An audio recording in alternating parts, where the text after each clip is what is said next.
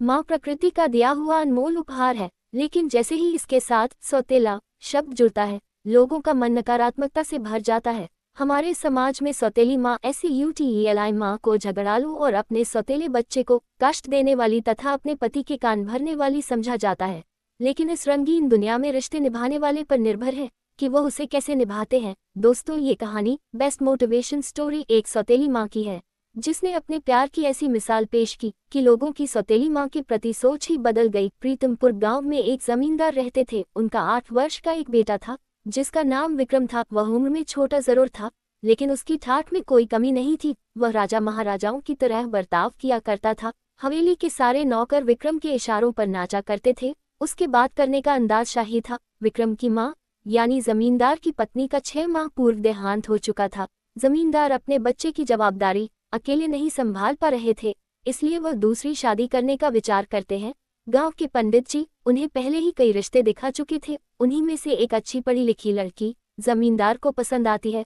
वह एक गरीब परिवार की लड़की थी। उसके पिताजी अपनी बच्ची के भविष्य के लिए एक बड़े घर में रिश्ता करना चाहते हैं और जमींदार एक बहुत बड़ी हवेली का मालिक होने के साथ साथ कई तरह के कारोबारों का भी मालिक था, जिसे देखकर लड़की के पिता एक बच्चे के बाप से अपनी बेटी की शादी करने को तैयार थे। दोनों की उम्र में लगभग 12 वर्ष का अंतर था। पंडित जी अच्छा मुहूर्त देखकर दोनों की शादी बड़ी धूमधाम से करवाते हैं। गांव में जमींदार की बहुत इज्जत थी, इसलिए शादी में पूरा गांव शरीक होता है। बारात में जमींदार का बेटा विक्रम भी घोड़े में बैठा होता है। वह देखने में बहुत सुंदर था। बारात में सभी उसे देख रहे होते हैं, लेकिन विक्रम को अपनी नई माँ से मिलने की जल्दी होती है। बारात में सिर्फ वह उन्हें देख पाया था, अब वह उनसे मिलने का इच्छुक था। पहली बार अपनी सौतेली माँ के घर आते ही विक्रम उनका राजसी स्वागत करता है। वह भी आते ही विक्रम को प्यार से गले लगा लेती है। जमींदार की नई पत्नी स्वभाव से बहुत शांत और सुशील थी। वह विक्रम को देखकर खुश हो जाती है। विक्रम बहुत प्यारा बच्चा था, इसलिए वह पहली ही नज़र में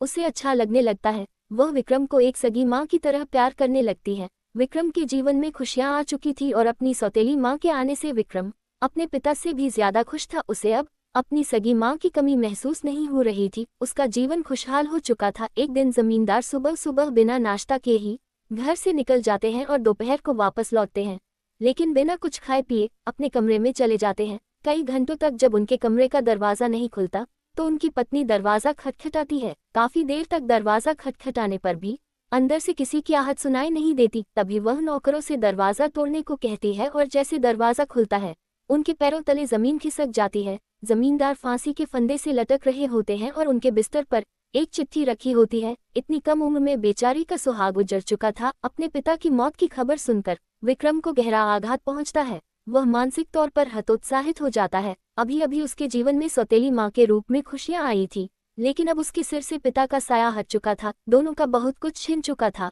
लेकिन अभी तो दुखों की कुछ बूंदें ही गिरी थी। सैलाब आना बाकी था। जैसे ही जमींदार की पत्नी उनकी लिखी चिट्ठी पढ़ती है तो उसके होश उड़ जाते हैं। जमींदार की सारी संपत्ति छिन चुकी थी और अब वह कर्जदार हो चुके होते हैं। दरअसल उन्होंने एक प्रोजेक्ट में बैंक से लोन लेकर बहुत बड़ा निवेश किया था, जिसके लिए उन्होंने अपनी सारी जमीन जायदाद गिरवी रख दी थी, लेकिन वह प्रोजेक्ट बर्बाद हो गया, जिससे उन्हें भारी नुकसान हुआ और अब उनकी सारी संपत्ति नीलाम होने वाली थी। विक्रम अनाथ के साथ साथ गरीब भी हो चुका था। जमींदार की मौत के कुछ दिनों के बाद ही इनकी सारी संपत्ति नीलाम कर दी जाती है और इन्हें सारे कारोबार के साथ साथ हवेली को भी छोड़कर जाना पड़ता है। विक्रम और उसकी सौतेली माँ बेघर हो चुके थे।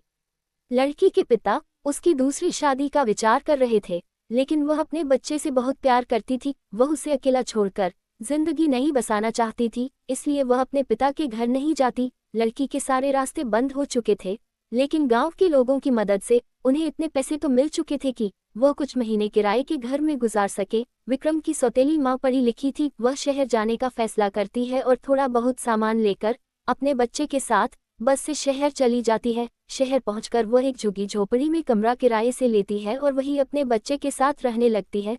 घर का खर्च चलाने के लिए वह गली गली खिलौने बेचने का काम शुरू कर देती है और उसी से अपने बच्चे का गुजारा करने लगती है। विक्रम को गरीबों वाली जिंदगी पसंद नहीं आ रही थी। उसे खाने को 2 वक्त की रोटी तक ढंग से नसीब नहीं हो रही थी। कई बार विक्रम को कचरे से खाना उठाकर खाना पड़ता है। विक्रम के सारे ठाठ जा चुके थे और वह अपनी बेसहारा माँ के साथ शहर में दर दर की ठोकरें खाने आ चुका था। धीरे धीरे उसे गरीबी में जीने की आदत होने लगती है। विक्रम को जो मिलता वह वही खा लेता। विक्रम को रह रहकर अपने पिता की याद आती है, क्योंकि पिता की राज में उसे 56 भोगों से सुशोभित भोजन प्राप्त होता था, लेकिन आज वह एक निवाले के लिए तरस रहा है। एक दिन विक्रम रास्ते में किसी से खाना मांग रहा होता है।